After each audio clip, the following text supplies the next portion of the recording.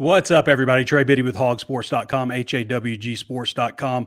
Plenty to talk about on today's show because Arkansas fall camp is just 1 week away. That's right, just 1 week away, and then after that, 30 days later, they'll be facing the UAPB Golden Lions in Little Rock. We're going to talk about that, all the storylines leading up to fall camp.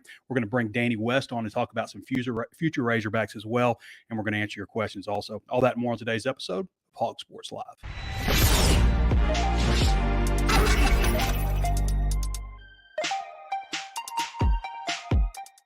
Of course, there's so many ways to watch and listen to the show. You can always tune in on Facebook Live, Twitter, YouTube, Instagram, X.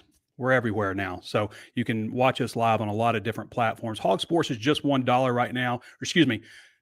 HawgSports is 30% off right now for your first month at HawgSports.com. Breaks down to $627 a month, billed at just $75.18, a discount of $44.22. And you can also sign up for our monthly plan at $9.95, which with that you get Paramount Plus for free. So that's a heck of a deal. Paramount Plus is like $9.95 a month. So you're getting one thing for free. So I was going to start the show at 1 o'clock, but my mother-in-law came into town and brought bagels from the bagel shop in Little Rock, which are like, I like bagels, but I didn't realize how much I like bagels until the bagel shop opened. Was that like, I guess over a year ago now, but fantastic. So I had to get an everything bagel down the hatch before I started the show. So good timing. All right. Where do we want to start? We're going to get your questions too. So go ahead and get those in. And again, we're going to bring in Danny West here in just a little bit. So I thought this was interesting. Sam Pittman, this is out of SEC Media Days. For those of you who hadn't watched the Walk and Talk, you can go back and watch that and see some of the stuff that I talked about. But Sam Pittman's tied for the third longest tenure among SEC coaches. I just thought that was really interesting. It's just a job with a high turnover rate. You know, the other coaches, obviously Kirby Smart, who's been there since 2016 and has won 2 national championships. And the longest tenured coach is Mark Stoops. This is, again, with Nick Saban retiring after 17 seasons at Alabama. Jimbo Fisher got fired last year. He was 6 years in when he got fired. But you got Kirby Smart, who's won 2 national championships at Georgia. You've got Mark Stoops, who has 2 10-win seasons at Kentucky. Well, this is a program that didn't have a 10-win season. Last 10-win season was 1977. So he's done some pretty remarkable things there. He's not lost more than 7 games since after his first couple of years. Pretty, aside from the COVID year, I believe. Maybe they won 5 or 6 there. So pretty impressive resumes for those 2 guys. You can understand why they have the longevity that they have. The other guys that Pittman is tied with for third are Lane Kiffin and Eli Drinkwitz. So what has Lane Kiffin and Eli Drinkwitz done to have the longevity they've had? Well, they both won 11 games last year. For starters, Kiffin, it was his second season of at least 10 wins. You know, Drinkwitz was on the brink of being fired last year. I mean, he was on the hot seat, maybe not as hot as Sam Pittman's, but he had not had a winning season. He went 5-5, 6-7, 6-7 his first 3 years. Nobody was predicting them preseason top 25. When Arkansas played 4 preseason top 25 teams, Missouri wasn't one of those. So obviously, winning 11 games buys you some leniency. Now, Sam Pittman, on the other hand, you know, a lot of people thought after the way things ended against Auburn in the third to last week, and then against Missouri, losing 48-10 and 48-14, I believe, losing those games, a lot of people thought that might be the end of Sam Pittman at Arkansas, but it wasn't. He's back for another year. He's made some changes, obviously bringing in Bobby Petrino, a lot of changes to the roster, Taylon Green at quarterback. So he's made a lot of changes, but when you look at Sam Pittman's story arc, I guess it goes from 3 wins that first year, which was a drastic improvement because it was 3 SEC games, and they came close in a lot of games, which has been another bit of a problem with losing a lot of close games. But 3-7 that first year, they were robbed against Auburn. Obviously, that should have been a win. Nobody was going to talk about it. They're just going to go look back at the record book. Nobody sees that Arkansas got completely screwed over in that game. People start to forget about that kind of stuff. Then the next year, obviously won 9 games, went 9-4. The best year that Arkansas has had since the Bobby Petrino days. That's That's the mark that Arkansas put up. And then, the next year, 2022, was just a lot of disappointments. They had some close losses. They lost to Liberty, which is a black eye. That's a game that when you lose a game like that to a non-Power 5, it's always you're going to lose a segment of the fan base that you'll never get back. They'll deem you as a guy that loses games like that. So that's a lot to recover from. But they ended up winning 7 games, won the bowl game against Kansas in a double or triple overtime, I believe, game that never should have been in overtime in the first place. It was poorly mismanaged by the referees at the end of the game. I mean, it never should have gotten there. And then last year, of course, losing all those games the way they did, they lost so many close games and then just completely let go of the rope at the end. So I mentioned that Arkansas played 4 preseason top 25 teams last year. They have 7. Now, it's not an official preseason top 25 list. I'm just going off of 24/7 Sports preseason ranking.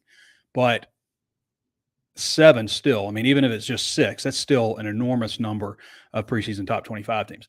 Now, I want to look at this real quick because I broke this down. So we talk about so much about these tough games, but they're also opportunities. I mean, they're also opportunities. Arkansas, obviously, as we mentioned, has lost a lot of close games. Okay, so let me bring what I'm looking for here. Oh, that's not the right one. Here it is. Okay. All right, so you're telling me there's a chance.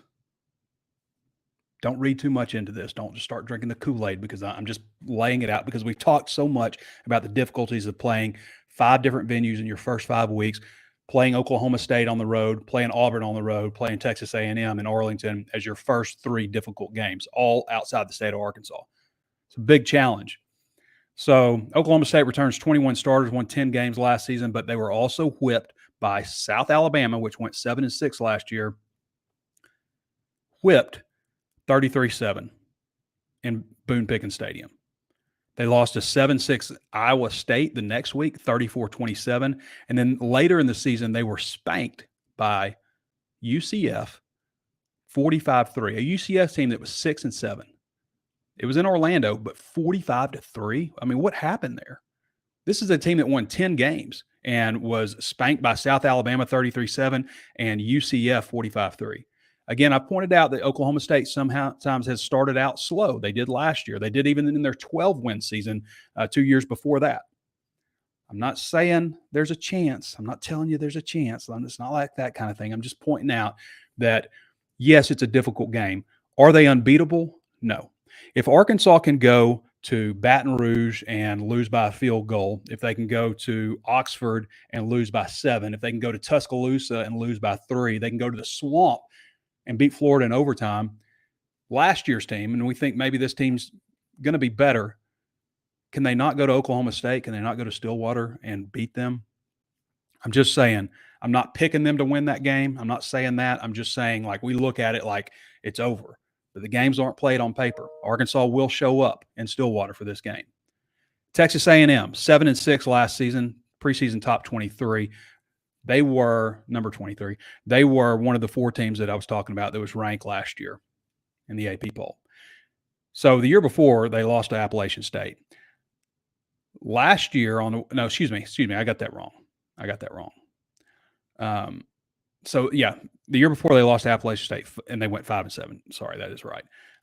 They were number 6 nationally back then. Now they've got new leadership. Guys, Elko, I think Mike Elko is a really good coach. I had Mike Elko on my coaching search hot list in 2018, 2020. People kind of scoffed at the idea because he was just a defensive coordinator at Texas A&M. But I also know that Nick Saban only won 7 games his first year. Steve Sarkisian, won 5 games? Hugh Freeze went 6-7 last year. I think Hugh Freeze is better than a 6-7 coach. So coaches in their first year, there's also often a lot of culture change, new buy-in, new adjustments for players and those kinds of things. And that could happen for Texas A&M. So don't discount that could happen. Mike Norvell, I think it was his 3rd year before he even had a winning season at Florida State. So just a few examples of first-year coaches and the transition period. So keep that in mind. But Texas A&M last year lost every ranked team that they played. Again, under new leadership. I'm just saying, like, something to think about. Like, you know, who else we got? Auburn. Auburn last year, after Arkansas, Auburn lost every game they played. They played Alabama really well, but they also overlooked New Mexico State. After Arkansas, they played New Mexico State, and then they had Alabama the next game. So they lost to New Mexico State 31-10 in Jordan-Hare Stadium. 31-10 because they overlooked them. They beat Arkansas last year 48-10 in Fayetteville. Arkansas, I think, was looking ahead, let go of the rope. Where am I going to be next year? Who's going to be my head coach? All those kinds of things. So maybe with Oklahoma coming to Jordan-Hare Stadium the next week, maybe Auburn overlooks Arkansas a little bit. That's a possibility. Anyway, so you're telling me there's a chance. Arkansas obviously has to figure out a way to overcome tough losses. I mean, close games, I should say. They have to figure out a way to overcome those. It's not all on decision-making. Some of it was. Some of it's throughout the game decision-making. Especially it's a head-scratcher when you have a field goal kicker like Cam Little. But some of it was turnovers, making a big mistake here and there. The Texas A&M game, if I remember correctly, Arkansas marched down the field and missed it off the top upright. I feel like, is that the game where they got set back because of putting field goal range in the first place? Because I feel like they were just marching down the field. Anyway, that Texas A&M game last year or the year before was, no. I've got my years wrong. Yeah. So the year before that, okay, because I'm remembering Ricky Stromberg was a center. So the year before that, Stromberg does something and it causes Arkansas to get off schedule and they end up having to kick a field goal because they were marching down the field. But that game to me is like a turning point. When KJ Jefferson tried to jump from 12 feet out into the end zone and fumbled the ball and it went back 97 yards the other way when Arkansas was about to go up, 21-7? A 14-point swing.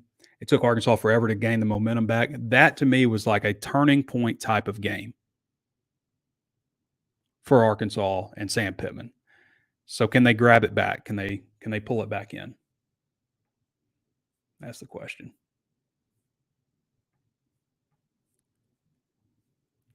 So it all starts up front with the offensive line, and Pittman has kind of said some things that they've identified that they need to change. They feel like they've shored up the offensive line. They feel like they're in good shape at running back. He talked about injuries and stuff like that being a problem at running back and just not being very good up front on the offensive line. Fernando Carmona, Addison Nichols, Keyshawn Blackstock, moving Patrick Kudus inside to guard. Patrick Kudus was a sophomore last year. There were incoming freshmen on the team who were older than him. And I always said with Kudus and Andrew Chamblee that both those guys were a year away from being where they needed to be. And that played out throughout the season. Pittman talked about Kudus really losing a lot of confidence. It makes a lot of sense to move him inside at guard. He has the potential to be a good player, just young. And he's a junior now, but he was just really young. So it's not Georgia's offensive line. It's not Oklahoma's offensive line, but it should be vastly improved over last year. And that's going to be a big part. I've said before, I really like Quentin Jackson, I like Braylon Russell's potential. I think that Rashad Dubinion is a good player. I think that they're in pretty good shape in that regard. So that should go a long way. Is Bobby Petrino going to score more points than Dan Enos' offense? I bet you he doesn't have an offense that puts up, 26 points a game. I bet they score more points than that. I bet they don't have the kind of performance that they had against Mississippi State at home. And hey, here's another thing about those 3 road games. Think about how much better Arkansas played on the road last year than they did at home. They lost at home to BYU. They lost to a really bad Mississippi State team 7-3. They got smoked by Auburn. They got smoked by Missouri. These are the home games that you're enduring against major conference opponents. So you put it in perspective like that. lost by 3 on the road to LSU. You know, played Texas A&M pretty tough, but Texas A&M beat them by a couple scores. Played Ole Miss, you know, to within a touchdown, Alabama to within a field goal, went on the road and won at Florida. Like, what's going on? Like, why did Arkansas play so poorly at home? Maybe that's a good question that should be asked. Is there something about the mentality that you had taking it on the road versus what you had at home? Did you expect to win at home? And that's not the first time. Like, there was other times where Arkansas had, you know, an opportunity, I believe, back in that 2021 season after they'd gone on the road and got whipped against Georgia, and almost, I think, felt like Auburn owed them something, and they lost that game. You know, made some bad decisions throughout the game. I've already released my projected depth chart. You can go to HawgSports.com and read that. It's not a pre-fall camp projected depth chart. It's a game 1 projected depth chart. Go 5 deep at some spots, 4 deep, 3 spots at every spot except for special teams. But the only thing I would say to like really watch, obviously there's a backup quarterback battle that's going to go on. I think Malachi Singleton is the favorite, obviously. We'll see Blake Boda. He's kind of an unknown, the transfer from Coastal Carolina. The running back spot behind Jaquindon Jackson, I really think it's like Jaquindon Jackson, Braylon Russell, Rashad DeBinion, Rodney Hill. You know, kind of like that. Like maybe not 1, 2, 3, 4, but depending on the package that you have out there. Wide receiver, I feel like is pretty well set. There might be a little battle between Jaden Wilson and Isaiah Satania. I think Isaiah Satania takes that spot. He had it in the spring, but Wilson was injured a bit. Tight ends settled. We'll see what Ty Washington has to say. He was injured most of the spring. Offensive line is pretty much settled, except for maybe Takias Crawford battling Keyshawn Blackstock at right tackle. Crawford's also played guard. And then a little battle at the left end spot between Nico Davier and Anton Junkaj. Those 2 guys. Everything else pretty well settled, I think, there. Mac and Money linebacker pretty well settled, but who's behind him? Is it the 2 guys that are returning, Carson Dean and Alex Sanford, or is it the 2 new transfers, Stephen Dix Jr., Larry Worth III? Those 2 guys had like 60 tackles each last year, you know, a little more experience. And then safety, Anthony Switzer could throw a wrench into things at safety or nickel. And I've always said watch out for Tevis Metcalf. But Hudson Clark, Jaden Johnson, Danico Slaughter, those are the guys that came out of the spring. But Anthony Switzer coming in there, you know, he's a guy that had 85 tackles for him last year. I think he's be more of a nickel. So anyway, you can read the whole list. And right cornerback. You know, Jalen Braxton got it settled, but right cornerback could be Jaheim Singletary, Keon Stewart, Marquise Robinson, one of those 3 guys. And, of course, they like the freshman. Jaden Allen will be probably miss some time this spring.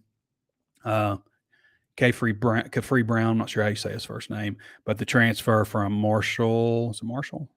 Is that right? The wide receiver, he had his knee scope, so he's going to miss 4 or 5 practices or so before he gets going. Field goal kicker. Yeah, I mean, that's another one.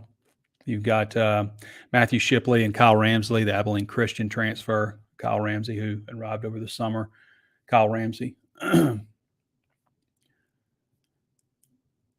Connor Goodson predicted Arkansas's football season with 10 simulations on EA Sports College Football. I'll talk about that a little bit at the end of the show.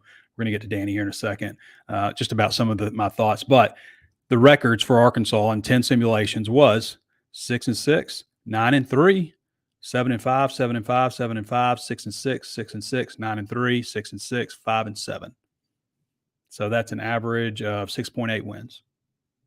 You take that right now, probably. Okay, we're going to get Danny West on.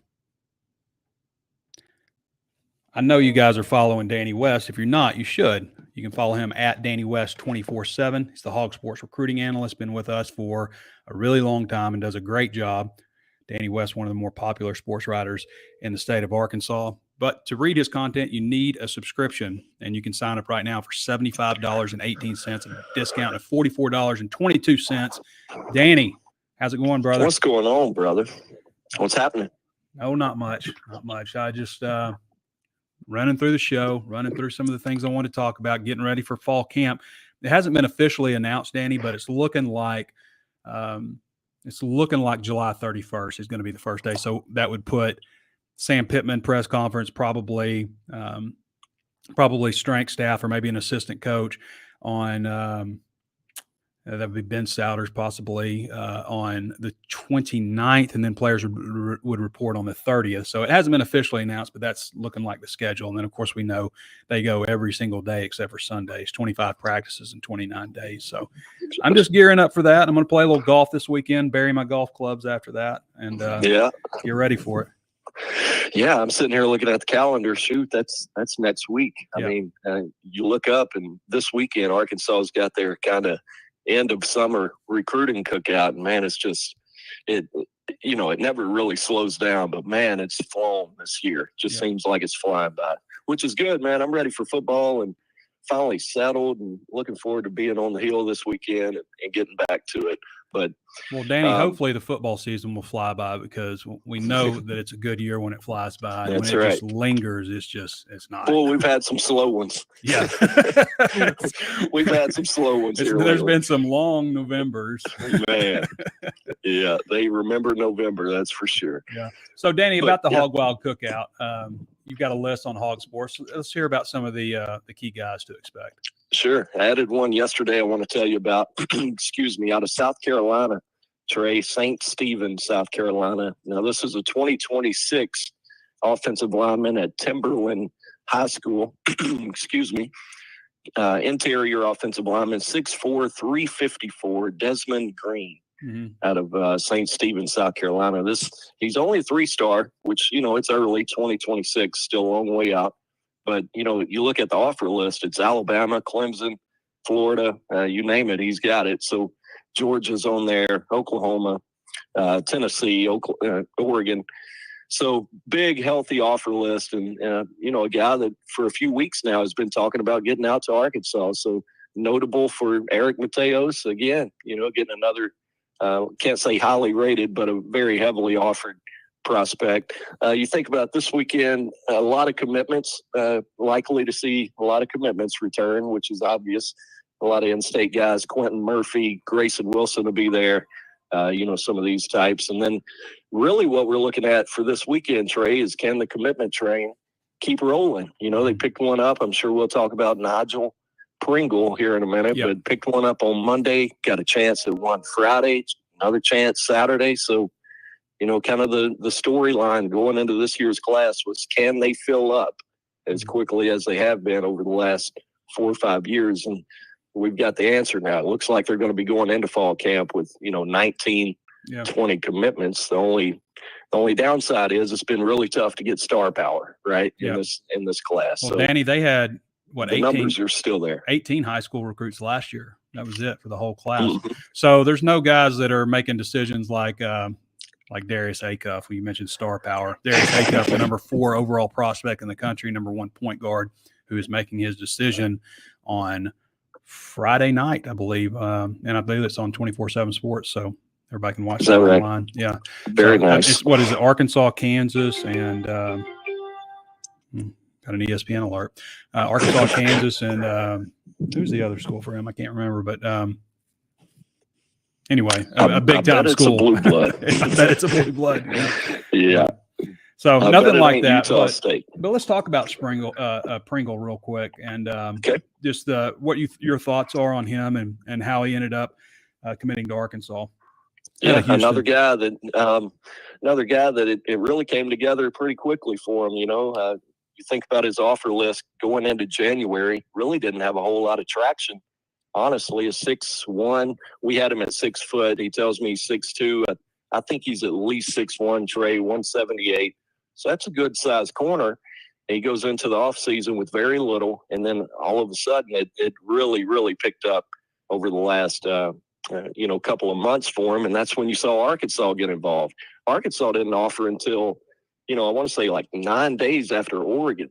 This was one that really started over a year ago with Arizona State, a lot of Pac-12 flavor.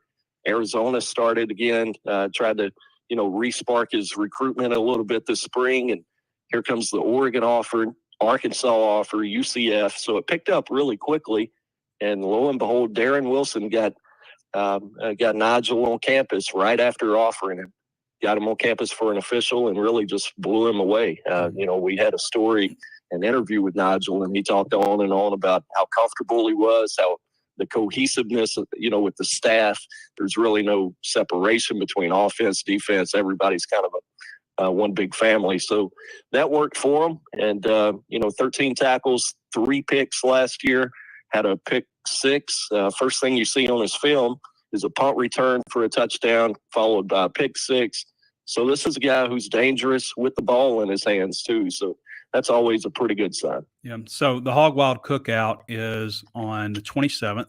So this weekend. Today is actually the end of the dead period, or is it tomorrow? That's right. Yeah, final day today. Yeah.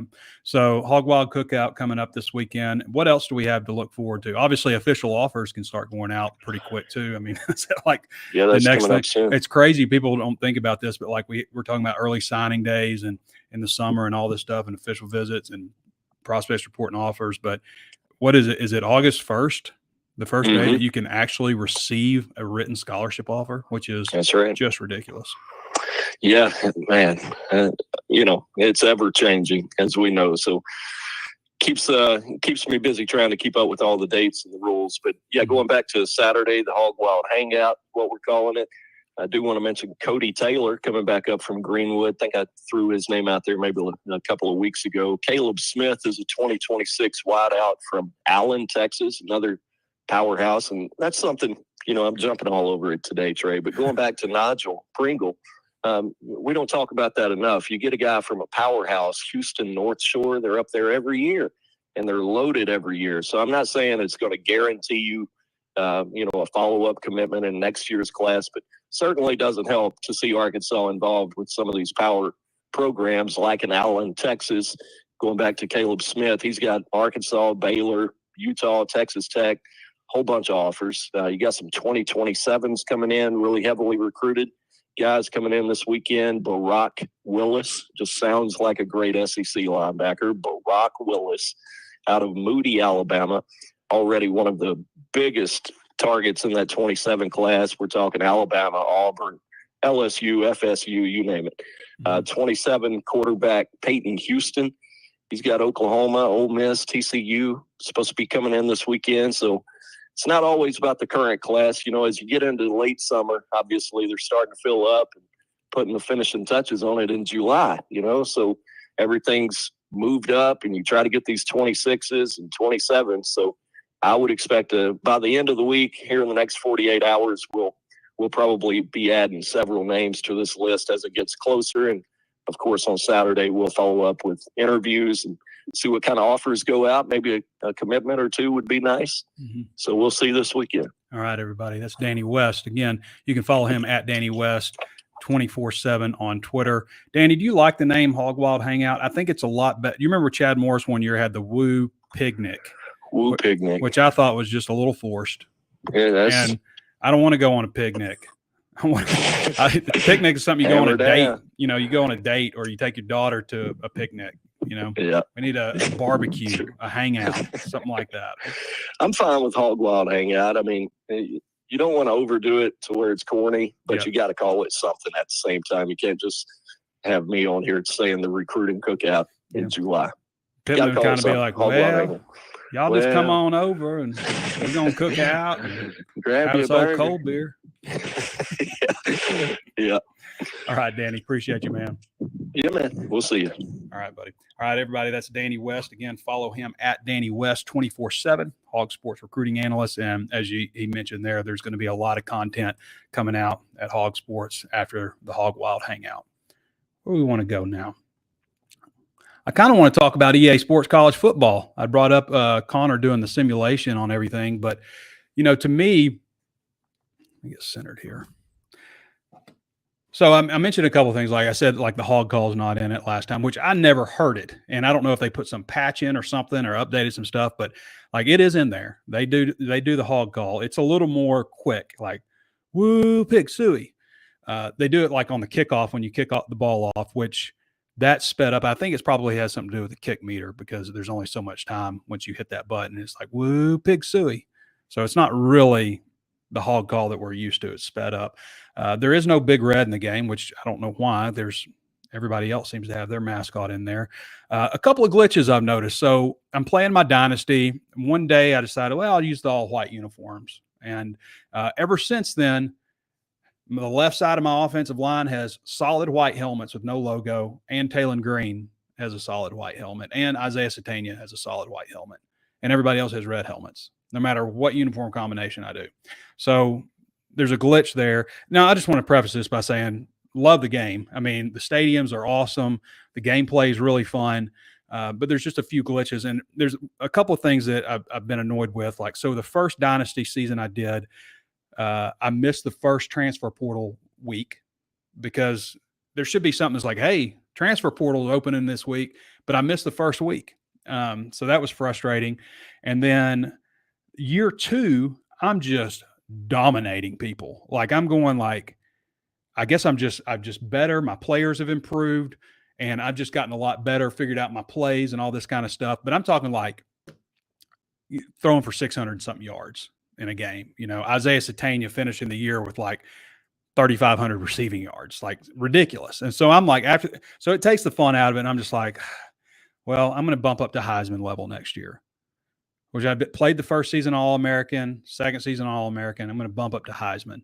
Well, I go to bump it, and for some reason, it knocked me down to varsity level. I don't know what glitch that is, but I played the whole season making unreachable records playing on varsity level. So, like, no wonder, you know, so I'm frustrated by that. So there's a couple of things here and there that you know, need to be fixed. There's a couple of roster things that need to be fixed. Having said that, overall, the game's pretty cool. Also, something I would like to see is formation subs. I'd like to be able to move different players for different formations. Like, I don't necessarily want, you know, in year 2, I have Braylon Russell starting at running back, but Rashad DeBinions also, you know, brings a lot in terms of agility and passing game. So I would like, on certain formations, I want to throw, you know, a screen or a wheel route or something to Rashad DeBinion. I don't want to throw it to Braylon Russell. And I can't, unless there's some way I haven't figured out how to do that. I haven't figured it out, but really like the gameplay. I think we're getting an online dynasty started up on HawgSports, so that'll be fun.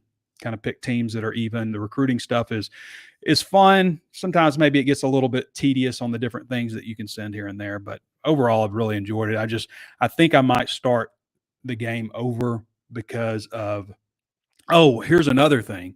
So the season that I'm just dominating everybody, I accidentally hit advance to next week on the damn national championship game when I was supposed to play Kansas State.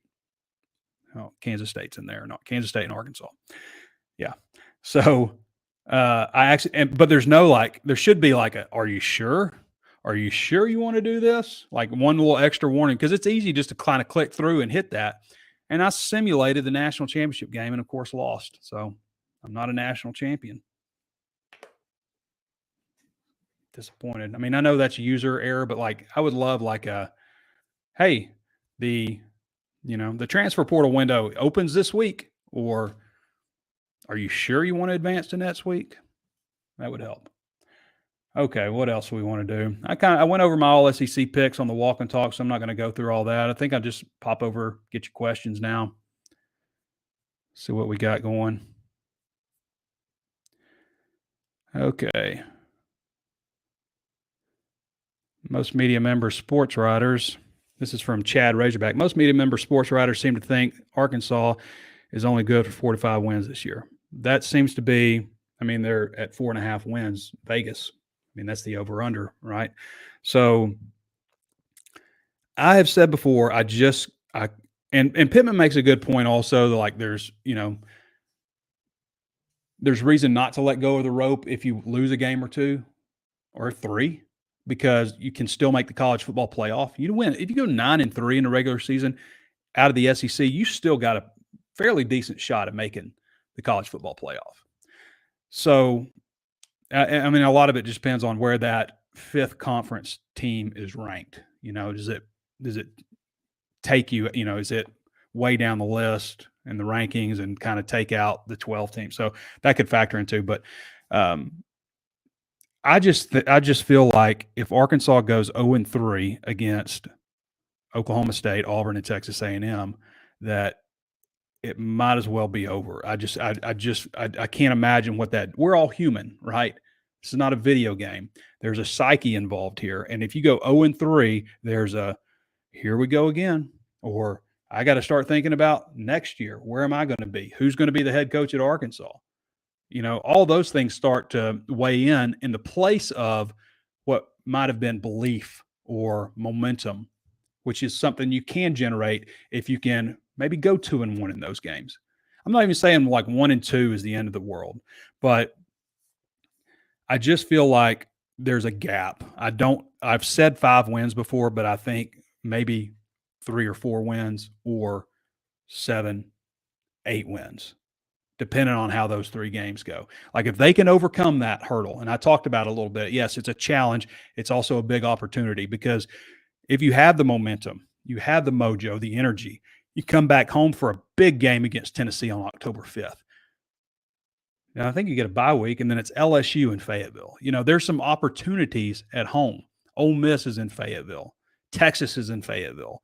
So if you have the momentum, you have the belief, the buy-in, the mindset can change. The way you play, all that can change. And other teams get affected by those things too. You never know what you're going to get just because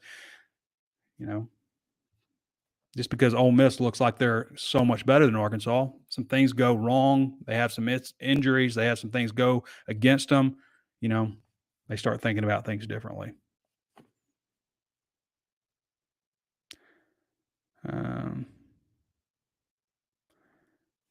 Trey, did you Matt Miller, I think he typoed, tweeted Arkansas 19 players that NFL scouts are looking at.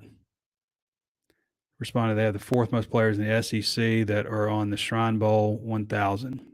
I haven't seen that. So if I'm thinking like guys that the NFL scouts might look at, Luke Has, who's not draft eligible this year, Fernando Carmona at left tackle, Andrew Armstrong at wide receiver, possibly Jaquindon Jackson at running back. I mean, there's a scenario I could see where like Tyrone Broden, has a breakout year and maybe puts people on notice, or maybe even Taylon Green. I'm not ready to say those guys yet. Cam Ball, defensive line. Eric Gregory, maybe an outside shot. Landon Jackson. I just don't know on Anton Junkaj yet. Too early to say Xavier Sawyer, Brad Spence. Jalen Braxton. So maybe I would say maybe there's 8 guys that you would look at, although not all of them are draft eligible next year on the team right now. Chad's, I got that already. Hayden Pound says, who are some of the greatest players of all time that don't get their proper due because they played on bad teams? Maybe that's Hayden. Maybe we'll look into that, but I don't want to just like sit here on dead air and go back and think about it right now. But good question. That's something good to think about. Razorback Zach says, hey, Trey, love the content. I never get a chance to catch these live streams. What does the backup QB situation look like? Is Blake Boda pushing for the number 2 spot, or Singleton or Jackson? So Malachi Singleton is the obvious odds-on favorite. He has pretty like electric speed. Like I think people would be surprised by it. He's probably I think he's definitely one of the 10 top fastest players on the team, and maybe inside of that, maybe a good bit inside of that. There are some that were saying like he might be a guy that, again, it's not in pads. Like every time I talk about miles per hour with Arkansas players, everybody's like, well, that's bull crap. The NFL guys I'm talking about not in pads versus NFL guys are measuring in pads. But he was one of the guys that they think could be like a 23-mile-an-hour guy. Again, not in pads. Whatever happened to the Ledbetter kid? Jeremiah Ledbetter? On Brett Bielema's teams? I don't know. Finally catching the show live. 5-7, 8-4, says Josh Weaver. Zelda fan 1942. This show is the rock and savior of everything relating to our university beyond just football. Well, that's very kind of you. Thanks, Zelda fan. Josh D. Stones thinks it's going to be a great season. I hope so, man. I get so And like last year's tough, but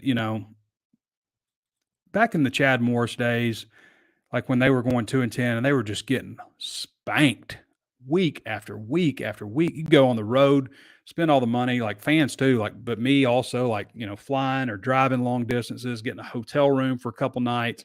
And you go to the game and it just gets smoked in the first quarter. Like it's over. It's just so frustrating when that stuff happens. And last year, at least they were battles. At least they kept competing until the end. Now, the home fans weren't rewarded with much at all. I mean, it was a bad season for home games last year. First of all, it wasn't a great home schedule like you have this year with, the LSU, Ole Miss, the Texas, Tennessee coming to town. It's a great home slate. But last year it wasn't the great home slate. It's like Mississippi State and Auburn and, which are great and everything. But, overall it's not the good one. It's every other year that you get that. So, yeah, it was frustrating losing, but at least they were battling in the road games. Like when I went to Baton Rouge, I got to watch a really great football game that didn't end the way anybody wanted, who's affiliated with Arkansas. But, yeah. Any updates that I can give what I've seen from the offense? I haven't seen them yet. So, I mean, fall camp will start and we'll have blowout coverage. You want to sign up at HawgSports, get all our coverage. When the Hogs beat Oklahoma State by 2 touchdowns or more, give me a shout out in the walk and talk. Ethan Malone. I remember you. I'll remember to give you a shout out, Ethan, when that happens. Oklahoma State does not scare me at all, says Josh Wise. Hogs by 90. Okay, let me see if I've got any questions because we're going to wrap it up here in just a little bit. Should have hired Houston Dale Nutt for motivational speeches. Everybody knows, like, I understand it was time for Houston Nutt to move on, but also, why am I beeping so much? Turn my tones off. But I also know it was time for him to go. But I still love Houston. The defense takes another step forward, says Tonka Todd, and Taylor Green passes well. Arkansas can win 7-9 games in the regular season. So defense takes a step forward, and Bobby Petrino's your offensive coordinator, then maybe. Everybody's got the right mindset, the right culture, the right attitude. I wouldn't say they can't win 7 if those things happen. I mean, the pass defense went from 131 nationally in 2002 to 32. It's 99 spots they moved up. That's dramatic. They make a little improvement this year. Maybe the overall defense does, and the offense is going to be better. Maybe. Some of it comes down to late game decision making. Do we kick a field goal here? Do we go for it? Those types of things. Okay. Elmer Fudd-Pucker. Don't you think it's a problem having a head football coach with practically no social media presence? Yeah, that doesn't check a box for me. One of the things that I always liked about Eric Musselman is he checked all. I knew he was relentless. I knew he was crazy, like dedicated, crazy, insane level, and he had great social media presence. Like those are the things that check boxes to me. And yeah, I don't like that Sam doesn't have social media presence. And I probably like it. I probably hate it less than Sports Information. They probably would prefer that he has that also. It's not like you have to get, like Calipari doesn't get on there and read it. He made a big point about it. Like you can say, you get mad, go to bed angry, whatever you want. I didn't read it. So say whatever you want to me. I didn't read it. It's a good point.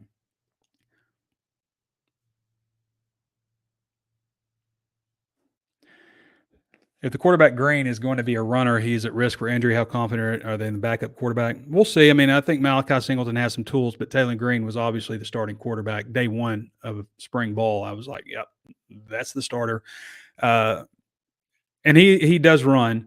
He can throw, but he does run. And I don't believe he's had any injuries in the first 2 years of his career that have kept him out of games. So, but yeah, you just got to be smart as a runner. Got to get out of bounds,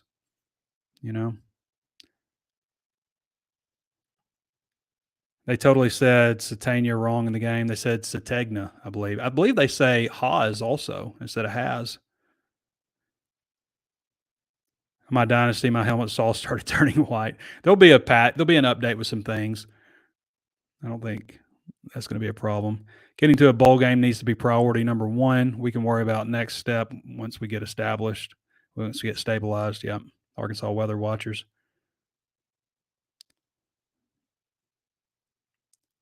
Evan Hunter says Satagna. It's not Satania, it's Satagna on the game. Is going to finish the season with 3,500 receiving yards this year. You heard it here first. I think I had like 50 touchdown catches with him. Like, just ridiculous. And then I was like, man, I'm badass at this game. I'm about to roll through some people. And then I get on there and it had flipped me to varsity. So be aware of that. If you're playing, you get into year 2 of your dynasty, make sure that you're still on All-American mode or whatever mode you want to be on. But there is a dramatic difference. Like, I was just throwing all fades, 5-5-0 flood, as Coach Eddie Mack Harper used to call it, but just throwing all fades to Isaiah Satania because he's like a 98 speed. And when he hits top speed, he's just going to run past everybody. And it was a perfect on the money throw just every time. Like, I'm just talking about wearing it out over and over and over. Anytime I wanted to do it, almost, I was able to do it. So that's on varsity level. But if you do it on All-American, it's not as successful. You can work with it, but it's not as, cheat mode.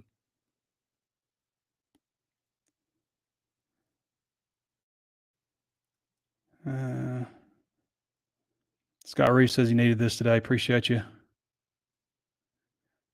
If Pittman's let go, what's the chance that Malzahn comes home? Malzahn, who said no to you, what, two or three times?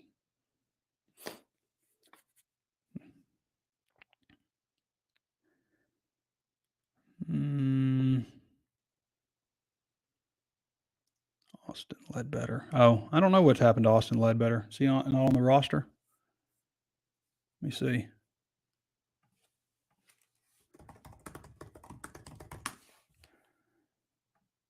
I think he's on the roster, but he's on the team.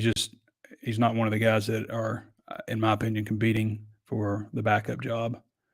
Yeah, he's on the roster still. Redshirt freshman, Bryan, Arkansas.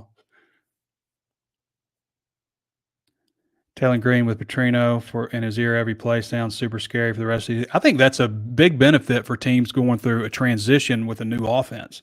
Like, yeah, it's nice for everybody, for all offenses, but for teams that maybe need a little extra, to have a guy like Bobby Petrino in your ear, up till 15 seconds before the snap, I think that's pretty nice. It's going to be interesting to see what impact that makes. Sam's confidence in the way he just talked about the team, get to everyone, really earns. I mean, to be fair, Sam has kind of said the same thing every year, that he really likes the team, Broden's going to cause some problems for DBs, says in the pod with J-Rod. But I heard any good buzz about Worth, Dix, or Switzer. I mean, at Switzer Switzer, they talk about what a big hitter he is. I haven't heard a whole lot about Worth and Dix other than they have some experience, obviously.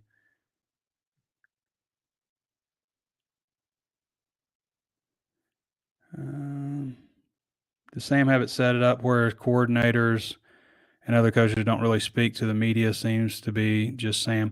So the coordinators will talk, and all the assistant coaches will talk at some point this fall camp. In the spring, I believe it was just coordinators. But it used to be like during the week of practice, I'd have opportunities to talk to assistant coaches, twice a week. We'd have a couple of assistant coaches that come in 2 different days. We do an offense day and a defense day. But Sam has it. He just does it differently. A lot of coaches have had that policy for a long time. It's never been a policy under any other coach at Arkansas, though, until Sam.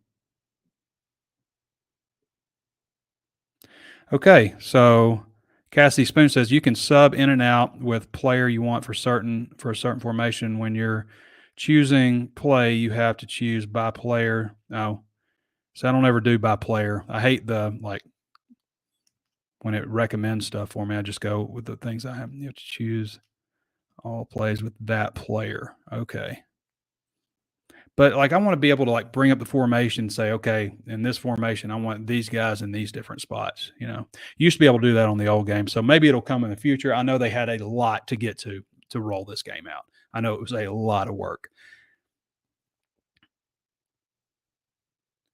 If the team sucks, how can Bobby Petrino be considered as the head coach? I mean, people have talked like that. I guess it would be like the offense is phenomenal and, there's just a lot of bad decision making at the end of games and the defense isn't that good or something like that. That would probably.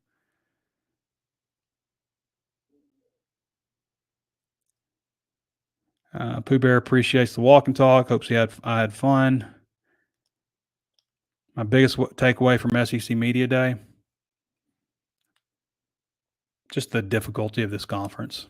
I mean, how every team expects to be good, how every team talks about the work they've done, how every coach is like, we're better than we've ever been. Everybody expects at this point to have a great season and to be very competitive. And it's a lot of big talk from coaches and the athletes too. And it's never ends that way for half the teams.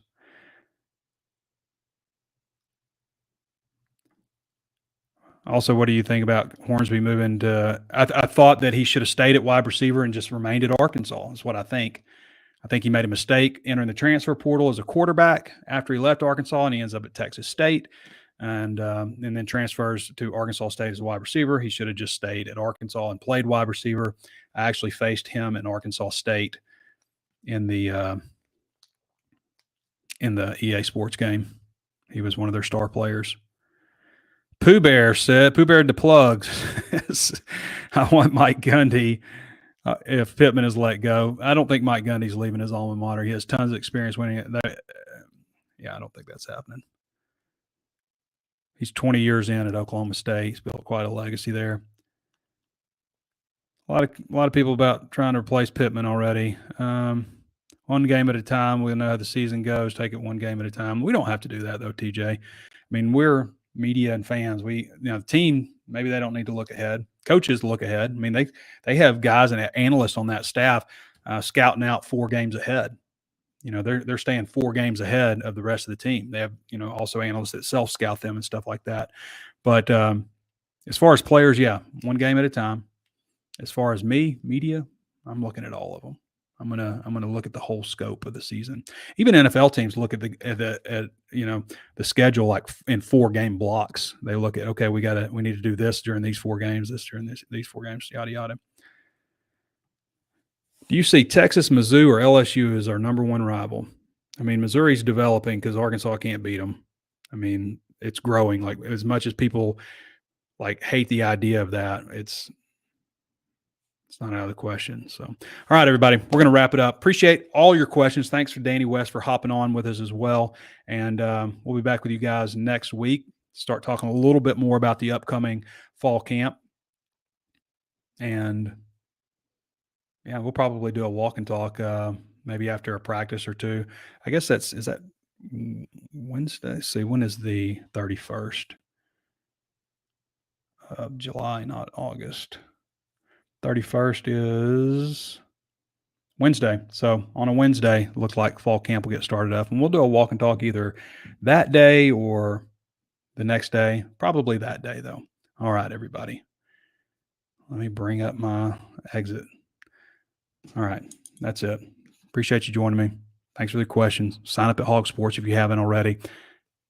I mean, you want your fall camp coverage, go to HawgSports, right? We're going to have plenty of VIP content. All right. Thanks for joining me. This has been Trey Biddy with HawgSports.com. We'll catch you next time.